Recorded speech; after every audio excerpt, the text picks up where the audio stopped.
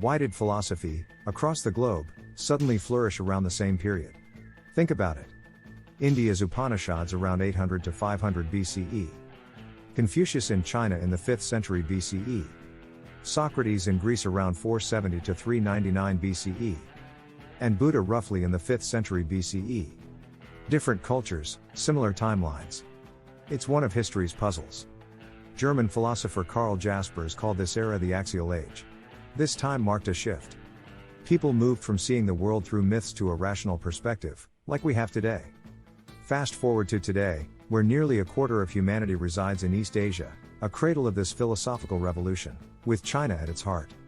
So, why zoom in on China? Because here, the concept of harmony isn't just philosophy, it's the rhythm of life.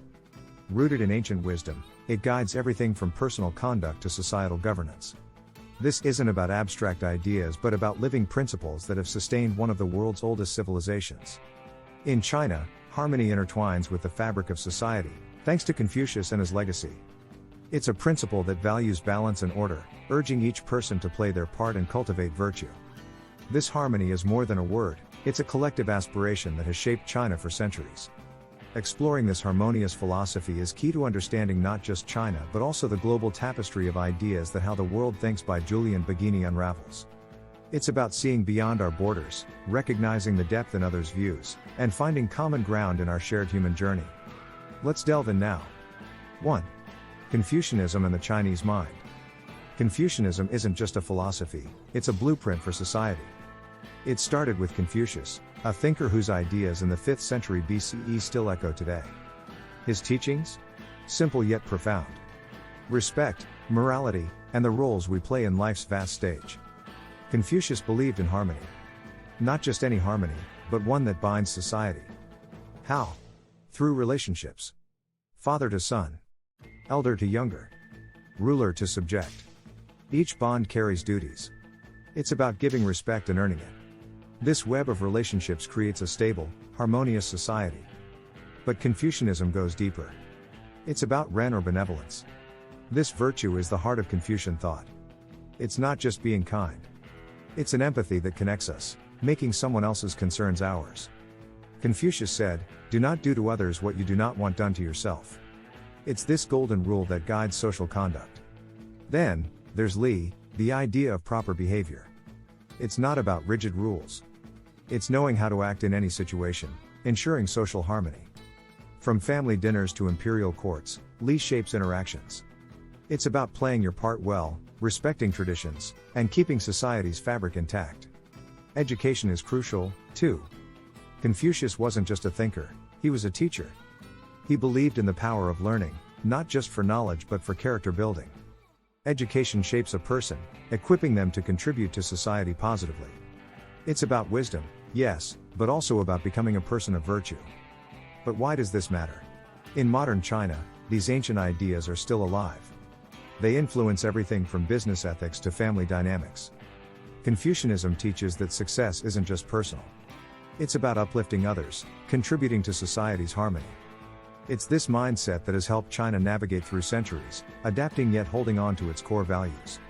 In today's fast-paced world, these teachings offer a different perspective.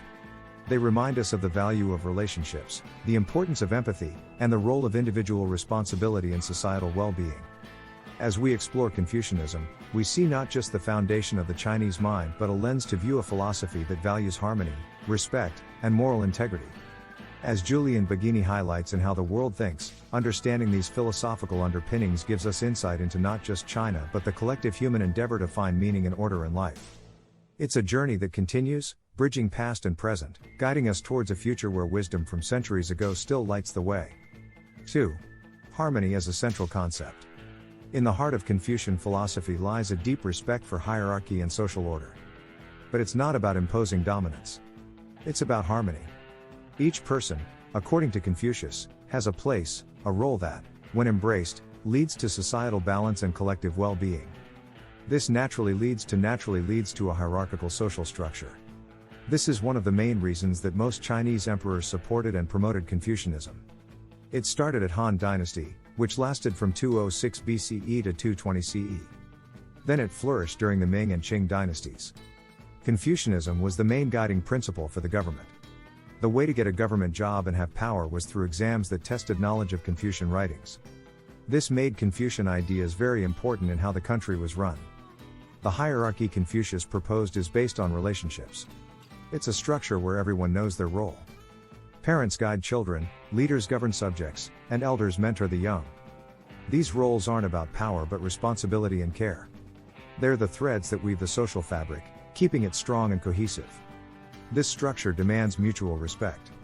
Elders respect the potential and youthfulness of the younger, while the younger show reverence to the elders' wisdom and experience.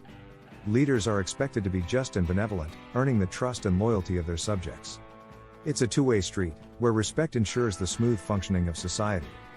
Rituals or li play a crucial role. They are the expressions of respect and the acknowledgement of everyone's roles. From formal ceremonies to everyday greetings, these rituals reinforce social norms and values. They remind everyone of their place in the larger scheme, promoting unity and preventing chaos. Central to maintaining this hierarchy and order is education. Confucius championed the transformative power of learning. It wasn't just about acquiring knowledge but shaping character. Education prepared individuals to fulfill their societal roles with wisdom and virtue. It was the cornerstone for a harmonious society, where educated individuals upheld moral values and contributed positively. This emphasis on hierarchy and order has shaped Chinese society for centuries. It has instilled a sense of duty, respect, and community. In families, it fosters strong bonds and mutual support.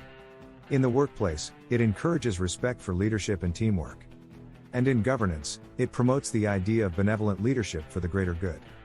Yet, as society evolves, so does its interpretation of hierarchy and order.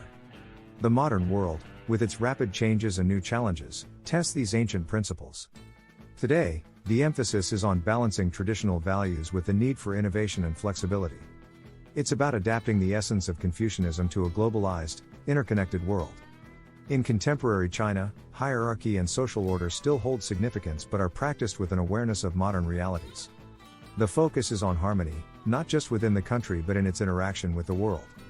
It's about playing a constructive role on the global stage, contributing to international peace and development. Internally, the recent government policy has demonstrated the best deification of harmony. Harmony cannot be achieved if all differences are eradicated or if they are so marked as to make common purpose impossible.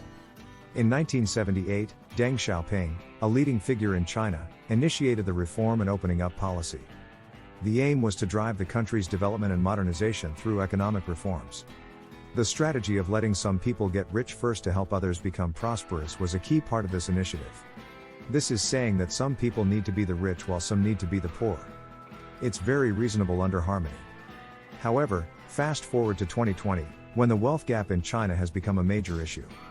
That means the difference is so marked that it's impossible to achieve common prosperity. This is when the government started to crack down high-tech companies and real estate developers. They know who the rich are and killing the chicken can make money scared. The policy also tells the poor and middle class that the government has not forgotten them and it's still trying to create this harmony. In understanding the intricate dance of hierarchy and social order, we see a blueprint for harmony, a harmony that's as needed today as it was in the axial age. It's a call to look beyond our individual selves, to see the larger picture, and to contribute to a world where balance, respect, and unity prevail. If Jack Ma understood this well, he would not need to be disappeared for years and his ant group would have been the largest IPO in history. 3. Virtue and self-cultivation. At the heart of Confucian philosophy lies the journey of self-cultivation and the pursuit of virtue. This isn't just about personal growth, it's a pathway to societal harmony. But what does it mean to cultivate oneself, and why does virtue hold such weight in shaping not only the individual but also the fabric of society? Self-cultivation is the lifelong process of improving oneself, morally and intellectually.